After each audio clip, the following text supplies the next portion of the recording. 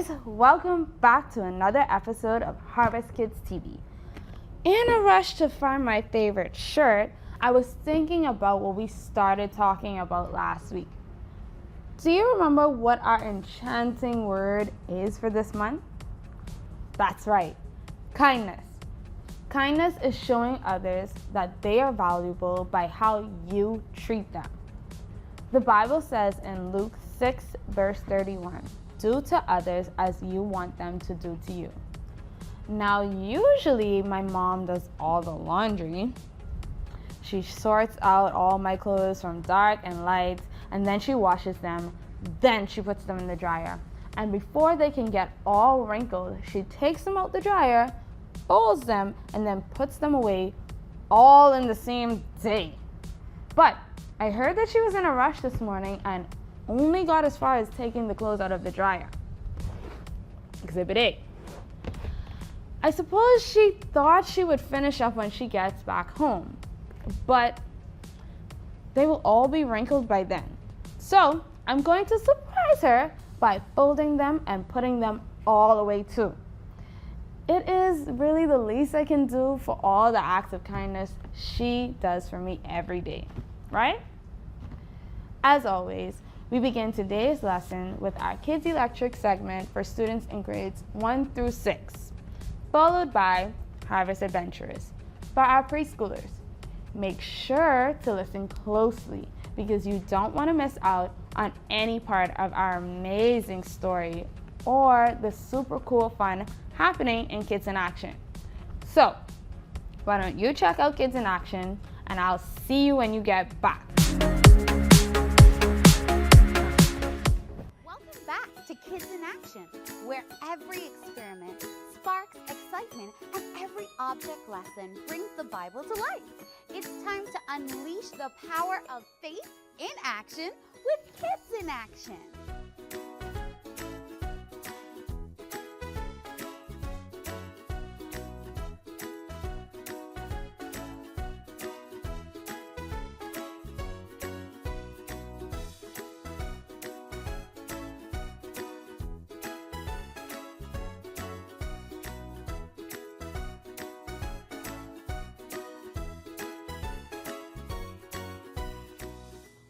Hey everyone, my name is Tika, and today I'm here with my amazing assistant, Brian. All month long, we are talking about kindness. Brian, please tell everyone what our definition of kindness is. Kindness is showing others that they are valuable in the way you treat them. That's right. Did you know that sometimes it can be hard to show kindness to your friends and family? Trust me, I know what you mean. I have 2 older sisters and sometimes it's hard to be kind to them. Why do you think that is? For one, they always picking on me just because I'm the youngest. So when I get back in them, I get in trouble. Whoa. Well, today we are going to do an object lesson that is going to help us to remember that we need to be kind to our friends and family. And hopefully, when you see these things around your house, you'll be reminded of that.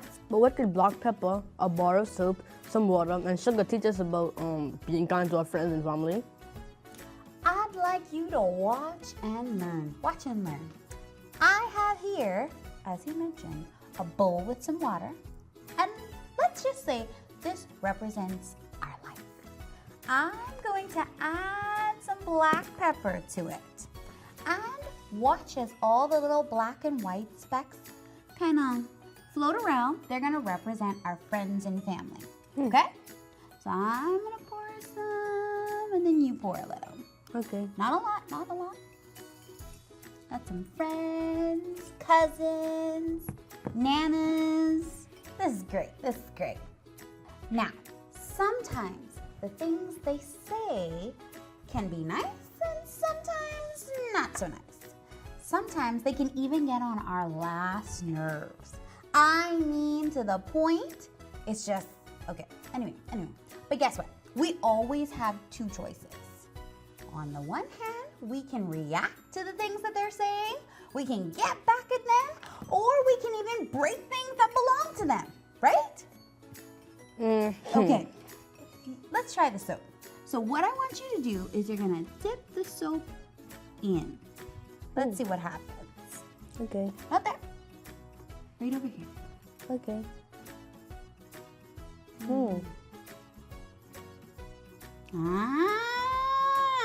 See that?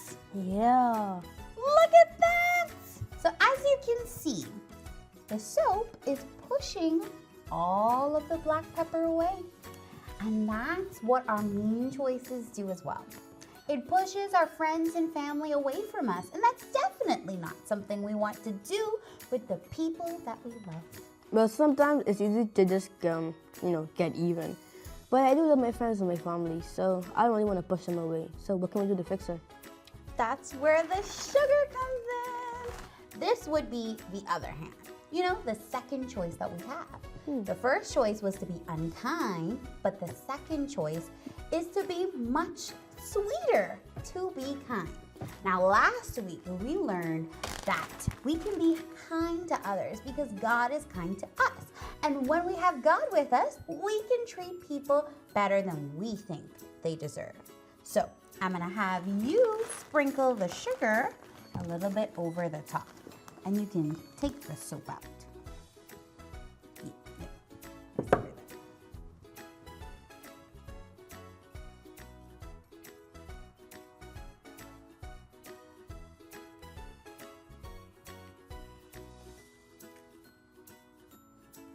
Now, you can see how the sweet love of God brings us all back together.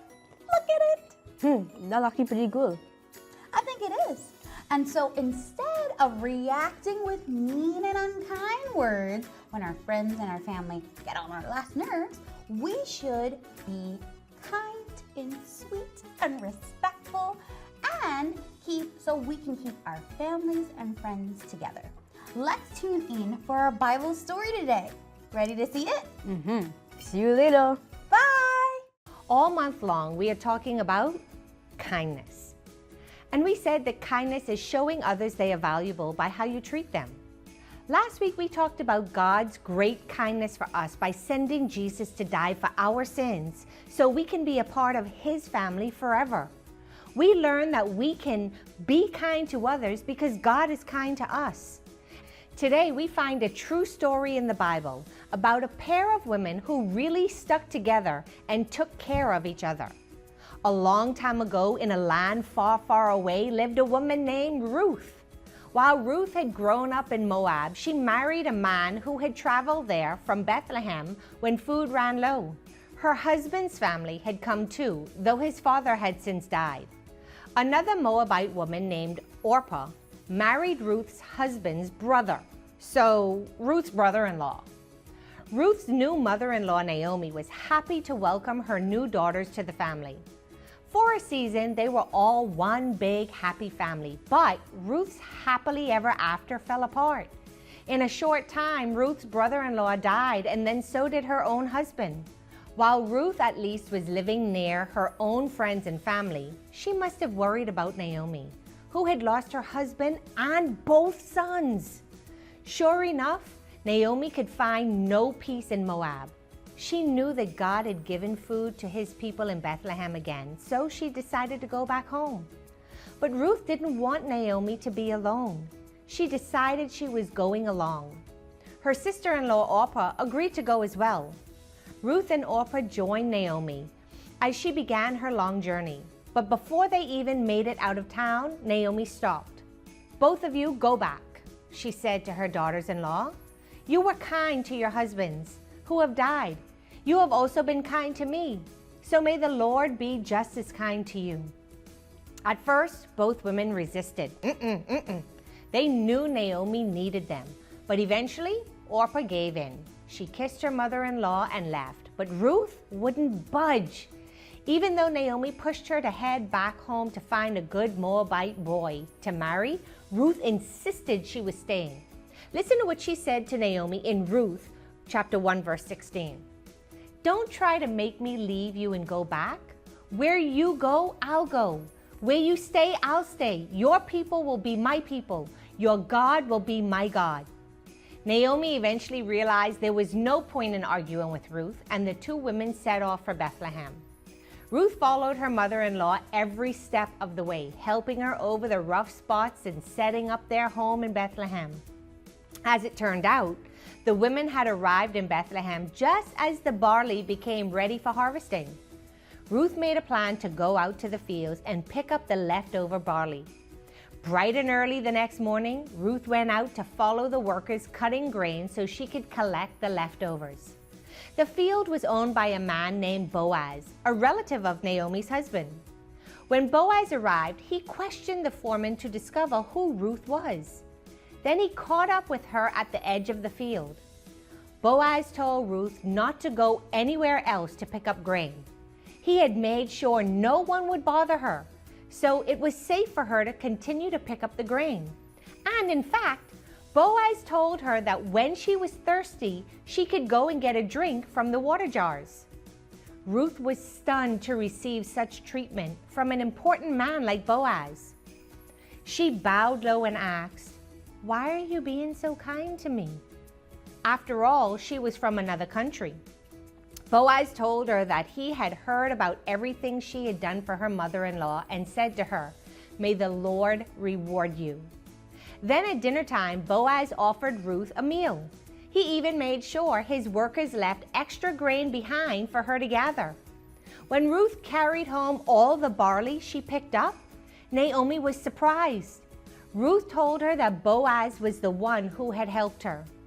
Ruth continued to gather grain in Boaz's field until the end of the harvest. When the harvest was nearing the end, Naomi realized she needed to do something to encourage Ruth to find a husband and a new home.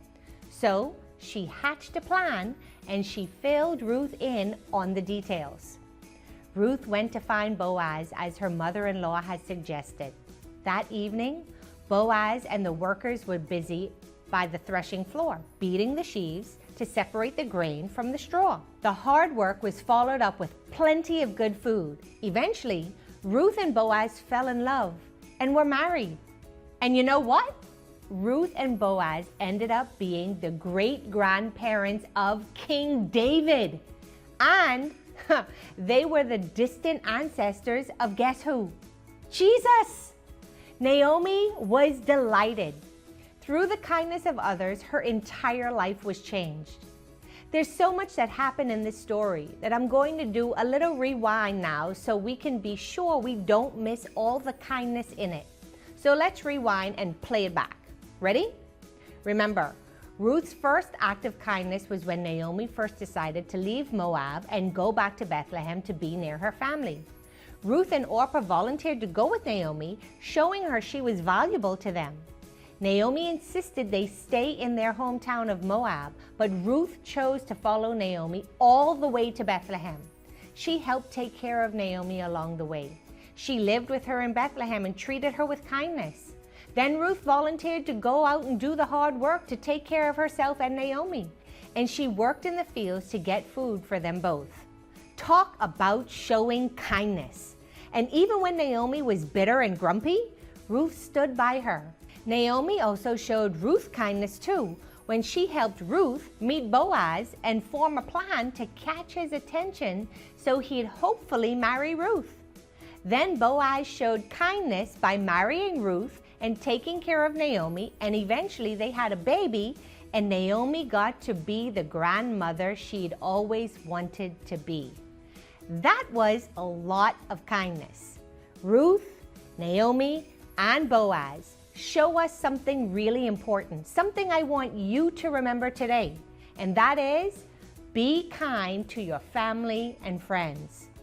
That's not always easy, is it? I mean, you love your family and friends so much that you would think they would be the easiest to be kind to, but for some reason, that's not always the case. So let's ask God to help us with that this week. Let's pray. Dear God, thank you for giving us family and friends to love and share our lives with. As much as we do love them, sometimes we don't show it by the way we treat them. This week, please help us to show love and practice kindness toward the people closest to us. In Jesus' name we pray. Amen. Good morning, boys and girls. We have made it to another Sunday morning, and I am so happy to be here again with you. This month, we are talking about kindness. Kindness is showing others that they are valuable by how you treat them. Are you ready to dive into our Bible story with me? Great! Remember, everything we read in the Bible is true. Today's true story from the Bible is about Ruth and Naomi. Who's our story about? That's right, Ruth and Naomi.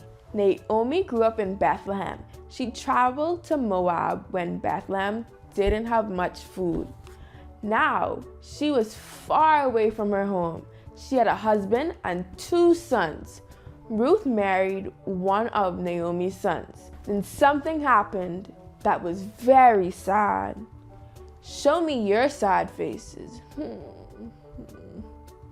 Naomi's husband and sons died. Not long after that, Naomi decided to go back to her homeland. Naomi told Ruth to return to her parents, but Ruth did not want to leave her. She loved Naomi so much. I will go wherever you go. Ruth said, your home will be my home. Your God will be my God. So Ruth went with Naomi to Bethlehem. Ruth worked very hard to take care of Naomi. Every day, she went into the grain fields to pick grain. One day, the owner of the field came to check on his workers. He noticed Ruth picking up the grain. He asked his workers, "Who is this woman?" They told him she was Naomi's daughter-in-law. They also told him that she works very hard to take care of Naomi. Boaz talked to Ruth. He told her that he was very happy to hear how she took care of Naomi. Boaz told Ruth that she was always welcome to work in his fields. He told Ruth that she could take her breaks and drink with his workers when she was thirsty. Every day, Ruth came with lots of grain for Naomi. Naomi was very happy that Ruth took good care of her, and Ruth was happy too. She knew she had done the right thing. Wow, wasn't that a great story? Ruth showed kindness toward Naomi. She showed Naomi how valuable she was by the way she treated her. Ruth was kind to her family and friends. She knew that she should be kind to others because God is kind to us. Now let's talk to God about kindness. Dear God, thank you for always being kind to us. Teach us, Lord, how to be kind to our family and friends, just like Ruth. We love you, God. In Jesus' name we pray. Amen. It's memory verse time! Yeah! Do unto others as you would have them do unto you. Luke 6:31.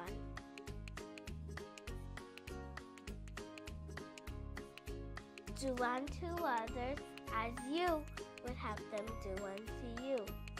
Luke 6:31.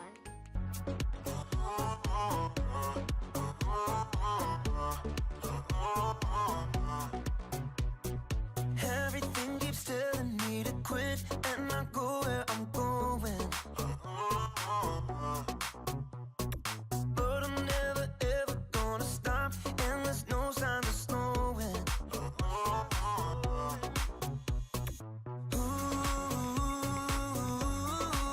Not moving backward.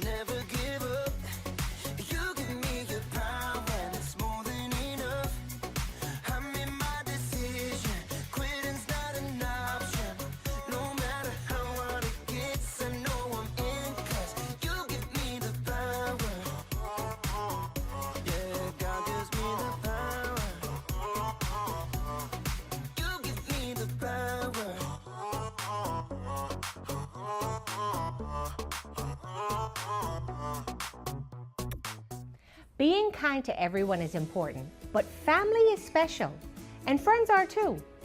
These are the people that you see every day, the people you'll have relationships with for years or maybe even your whole life.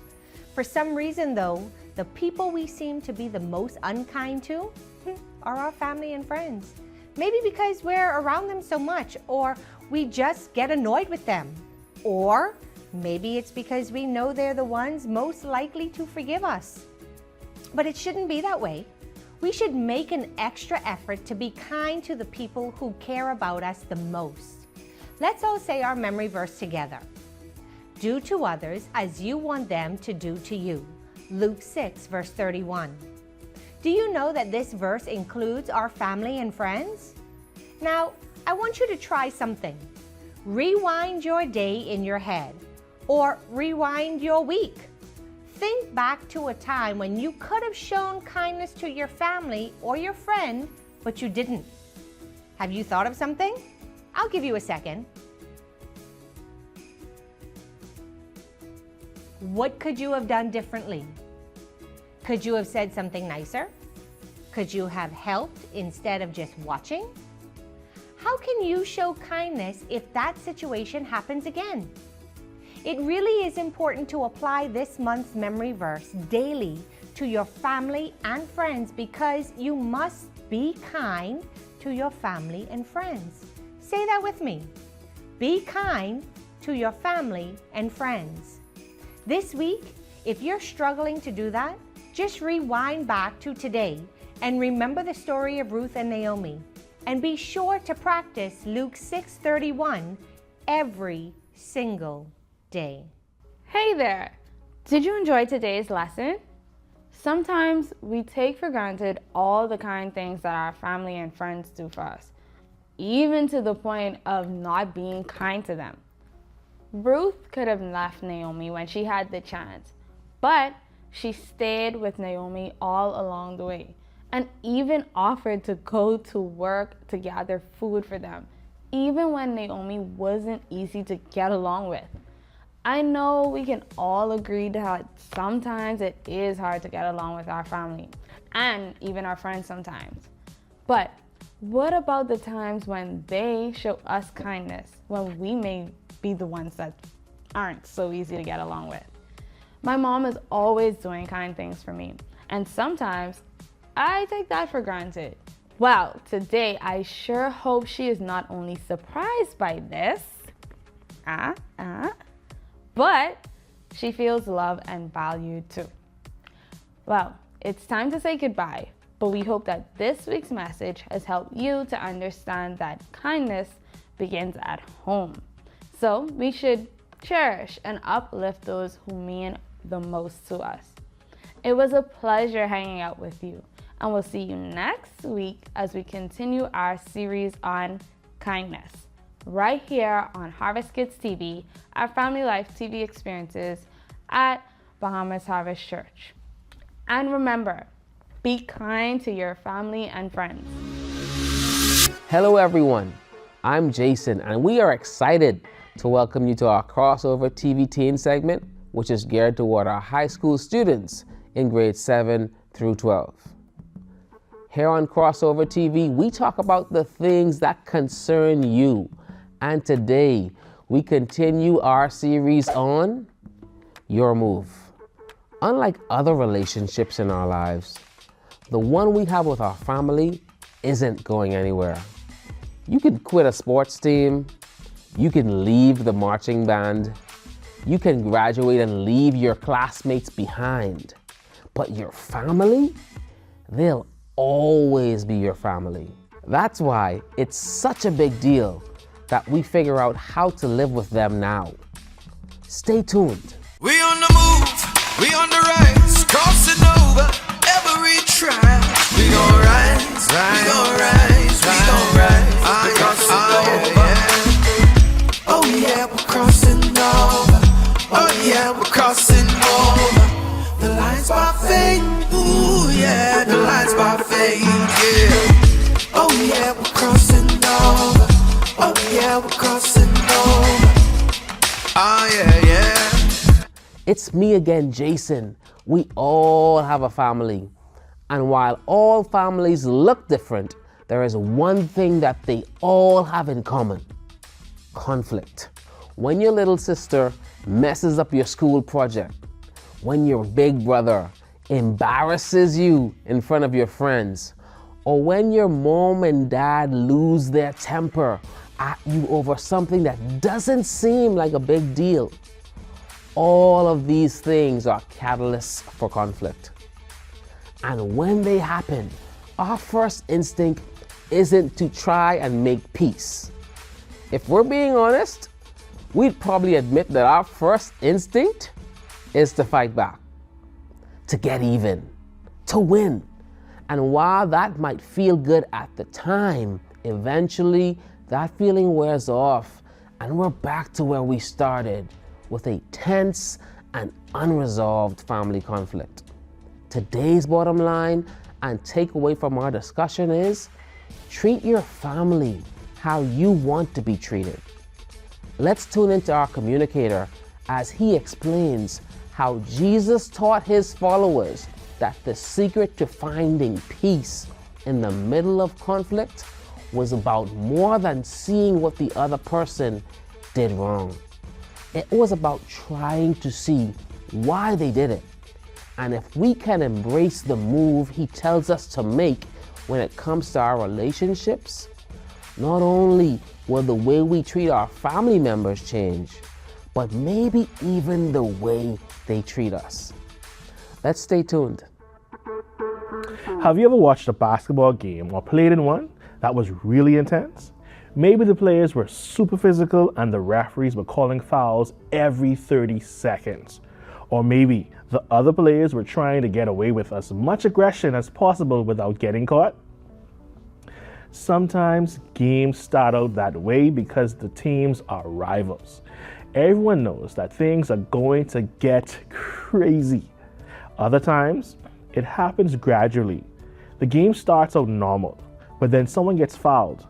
And from a certain angle, it looks like it was intentional with the intent to really hurt someone. And it really fires up the team that got fouled. Now, it's their move. Next time down the court, they start hitting back a little harder. On and on it goes. One move after another makes the game incredibly tense. Eventually, someone, a player, coach, or your mom, most likely get kicked out of the game. Sometimes, living with your family feels that way too. It's almost as if someone makes one bad move and each move after that makes the situation more and more extreme. Last week we started talking about family. And when we say family, we mean either the people you share a roof with or the people you share genetics with. We mean the people you are tied to in one way or another by blood, marriage, law, a shared bathroom, or even a shared guardian. It's the people we are with for better or worse. And unfortunately, these are the people we seem to be in conflict with the most. In this series, we're going to keep asking the question, what's your move? What move can you make when conflict takes over your family or when home feels like a war zone? It's a good question. But if we're being honest, it isn't a question we ask very often. Most of the time, when we're in the middle of a conflict, we aren't thinking about the best way to handle it. We're trying to think of a better move to put people in their place. In other words, we want to win.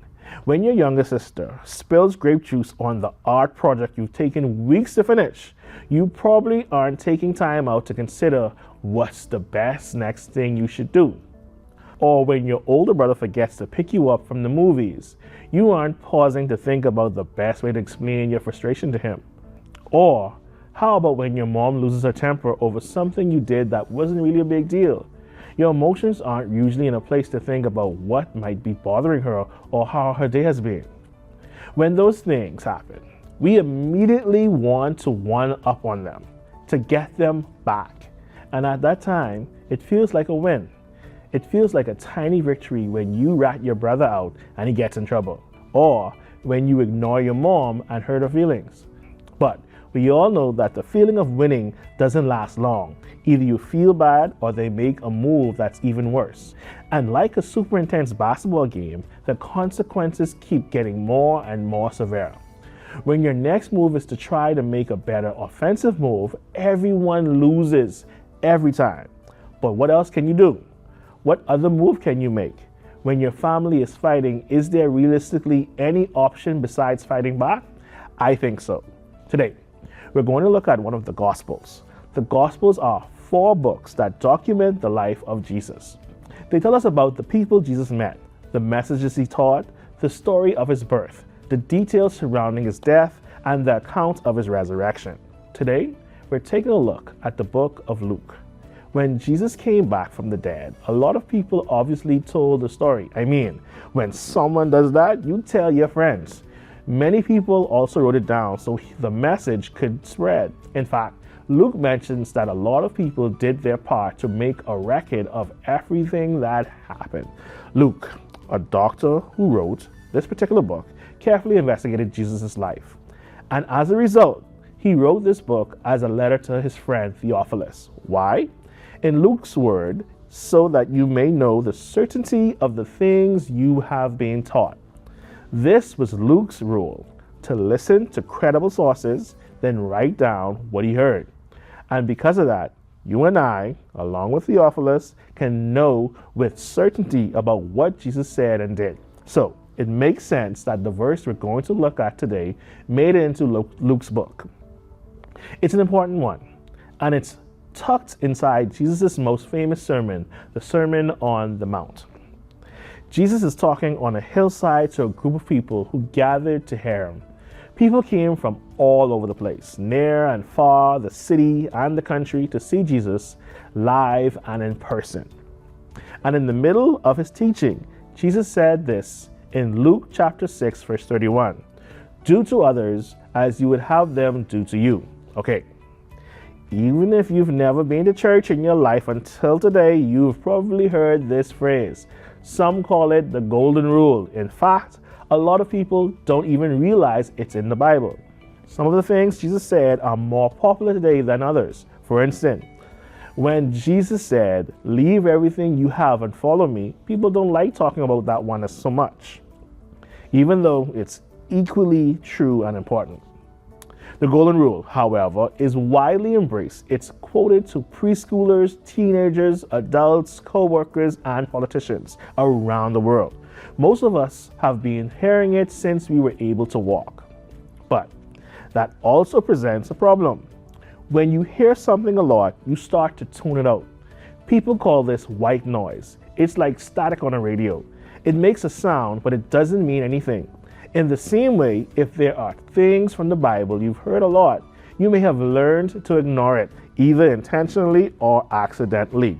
But let's remember, Jesus said this. Luke took the time to write it down. It's been quoted all over the world for centuries. We can assume that it's important. And I think there's something that most of us have missed in this phrase. When Jesus says, do to others, he's referring to human beings. We got that right? But it suggests weakness, not strength. It implies people who fail or are prone to get things wrong. It's kind of like when people make a mistake and say, I'm only human. That makes this verse a little different, doesn't it? It makes it a little more challenging. When Jesus told us to treat people well, he 100% knew that we would be surrounded by people who will often mess up and get things wrong. People like our dads who aren't around anymore, or our stepsisters who spread rumors about us, or our little brothers who say the wrong thing over and over again, or our moms or stepmoms who can be rude at times. This isn't just a message to be nice. This is a message that says people are going to treat you wrong and do unfair things at times. In those moments, treat them how you want to be treated when you do wrong and unfair things. That's a big deal. It levels the playing field a bit. That acknowledges some negative stuff that will inevitably come from the people around you, especially your family, who is around you more than anybody. It's just the way it is. But you and I are going to bring some negative stuff to the table too, aren't we? We already have. So again, think about this question. How do you want people to respond when you make the wrong move? Think about it. When someone makes a move against you, your first thought is to focus on how awful they are. I do the same thing. Immediately you begin to label them in your mind as a bad person, an unfair authority, a cruel brother, a bossy older sibling, or a selfish younger sibling, or something we can't say at church or shouldn't say at all. Am I right? All you see when you look at them is their mistakes and failures. But Jesus is saying they're human. They're people. They make mistakes. They get their feelings hurt. They have bad days. They get scared, insecure, and sad. See, you aren't the only human in the equation. You are surrounded by people who are trying to figure life out just like you. In fact, if you can figure out why they're behaving the way they are, it will be your best tool to figure out how to respond. Sometimes, just knowing their why will help you see them as more human. It will help you to treat them the way you want to be treated when you have a similar why and react in a way you aren't proud of. So, Jesus gives us a command: treat others well. But tucked in the command is the big question we have to answer for ourselves. If we are supposed to treat others the way we want them to treat us, how do we want to be treated? Maybe you want respect. You're the youngest in the family and you don't feel like you're heard.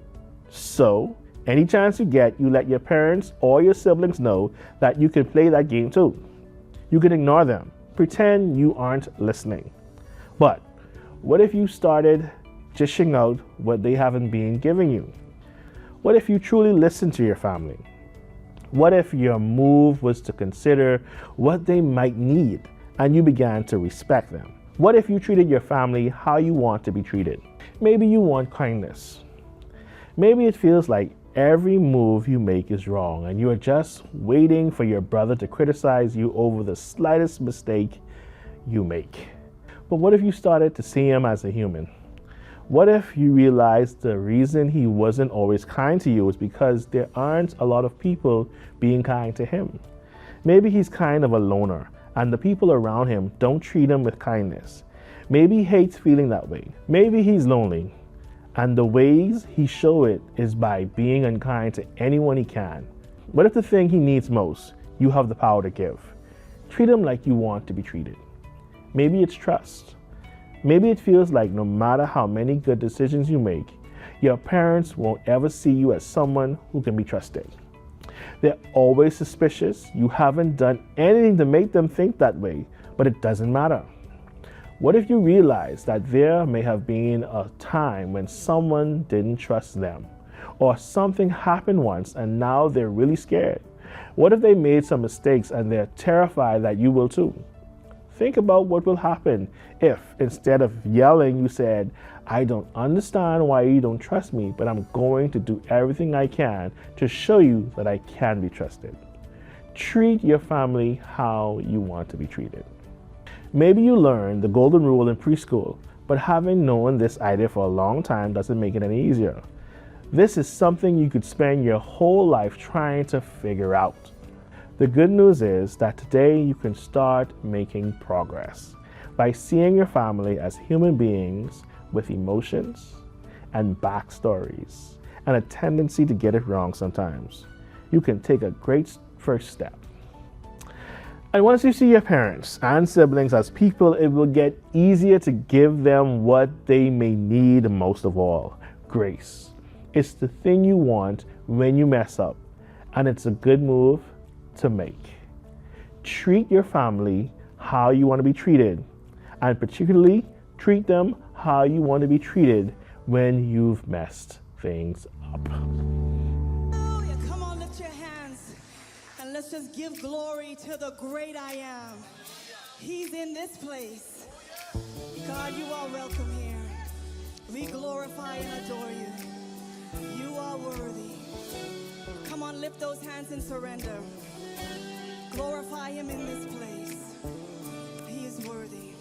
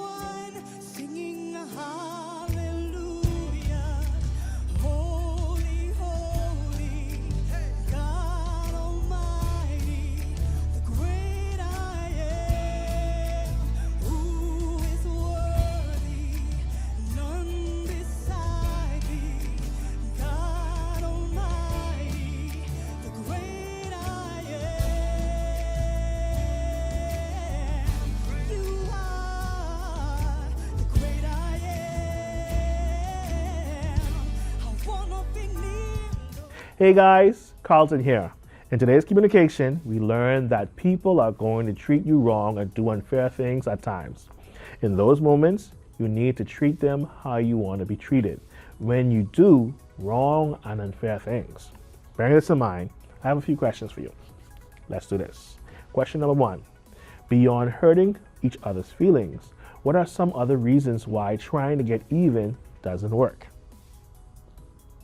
I remember watching a friend of mine trying to get even with someone who hurt him. He would do his best to get even. And in his crusade for revenge, he made things worse for himself and others around him. Question number 2. You're not perfect either. If you remember that during times of conflict with your family, how would it help you react better? For me, I would be more mindful of how I approach the situation, knowing that I have made some mistakes and did some things that may have hurt people as well. Question number 3. What do you think would happen if you treated your family the way you want to be treated? Be honest. There are no right or wrong answers. For me, I have made this a practice, and because of it, my relationship with friends, family, co-workers, and others have been fulfilling. I am careful on how I treat others, more like intentional, and it has shown awesome results in return. Let's pray. Dear Heavenly Father, thank you for the ability of treating others right, even if they have wronged us. We pray that you give us all the tools we need to overcome any difficult situation in our relationship with others. Show us how to love even in rough moments. In Jesus' name, amen. That's it for this week. But remember, treat your family how you want to be treated. Today, our communicator spoke about the golden rule. Have you ever heard of it? The golden rule. Treating others well. Treating them the way you want to be treated. This isn't just a message to be nice. This is a message that says people are going to treat you wrong and do unfair things at times. In those times, though, treat them how you want to be treated when you do wrong and unfair things. And knowing this, here are a few helpful tips just for you. Consider this. See your family as humans. See them. See them as people with emotions and backstories and a tendency to get it wrong sometimes. Second tip, give grace. When you see your parents and siblings as people, it will get easier to give them the grace that they need. Just think. It's the very thing you want when you mess up. And third, determine how you want to be treated. Then, in moments of conflict, be sure to demonstrate to others the responses you would want to receive in the shoe were on your foot. Well, it's time to say goodbye. It was a pleasure hanging out with you today. We hope this lesson has been helpful to you as you navigate life's challenges. Have a great week, everyone. And remember, treat your family how you want to be treated. It was our absolute pleasure hanging out with you today. Continue to keep safe, and we will see you next week right here on Crossover TV. And don't forget today's bottom line. Treat your family how you want to be treated. Have an amazing week.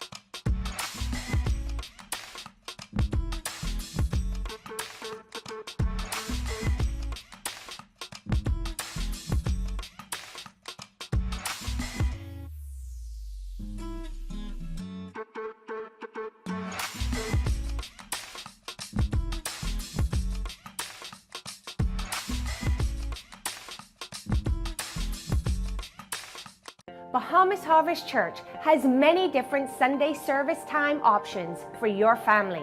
You can be sure to be greeted by bright, friendly faces as you go to the sanctuary for your service of choice. Children are escorted by their parents to our age-appropriate environments, which include Harvest Adventurers, that's for our nursery, toddlers, and kindergarten, Kids Electric for our grades 1 through 6, and our crossover junior environment for teenagers grades 7 to 9, and crossover seniors, which is designed for our teenagers of grades 10 to 12. Now, in each of these environments, your children learn at their grade level, allowing them a far better appreciation for Jesus and who He is to them. We guarantee that your child will not only enjoy themselves, but are sure to nag you for a replay the following week. If you're enjoying the program, we wish to remind you that you have another chance to catch up with Pastor Mario at our one and only location now on JFK on Sunday mornings. Find out what makes Bahamas Harvest Church so different. From the moment you walk through our doors, you will find smiling faces and an atmosphere that will draw you in. There are age-appropriate environments for your children from nursery through grade 12, so you can focus on the Word without distraction. Anointed praise and worship, and a word from Pastor Mario that is timely, down to earth, and actionable for transformative life change. Our service times are now 8 a.m., 10 a.m., and 12 noon only. And we hope to see you there. And remember, we're only on JFK now. Bahamas Harvest Church, reaping the end-time harvest in the Bahamas and beyond.